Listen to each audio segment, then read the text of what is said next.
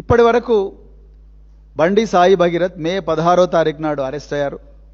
మరి ఆయన ఈరోజు 21వ తారీఖు.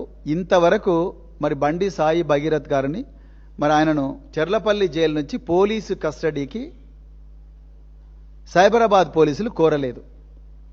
నిజానికి ఎప్పుడైనా కూడా ఈ సాక్ష్యాలన్నీ కూడా ఫ్రెష్గా ఉన్నప్పుడే జనరల్గా పోలీస్ కస్టడీకి తీసుకుంటారు.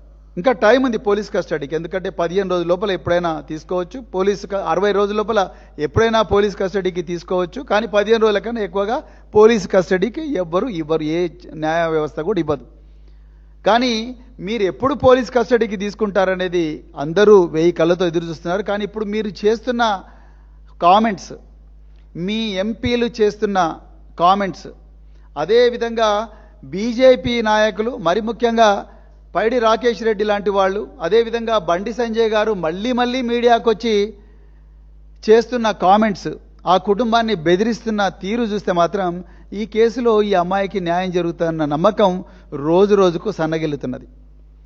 వేరే కేసుల్లో అయితే ప్రతిరోజు కూడా రన్నింగ్ కామెంటరీ లాగా ప్రెస్కు లీకులు ఇచ్చే మీరు, అదేవిధంగా ప్రెస్ మీట్లు పెట్టే మీ ఆఫీసర్లు, ఈ కేసులో మాత్రం ఎవరు కూడా ఒక్క ప్రెస్ మీట్ కూడా పెట్టడం లేదు. అంటే నిజాలను ప్రజల నుంచి దాస్తా ఉన్నారు. ఇవాళ నిందితుడికి 9 రోజుల టైం ఇచ్చిండ్రు రేవంత్ రెడ్డి గారు. మీరు 1 కాదు 2 కాదు 9 రోజుల టైం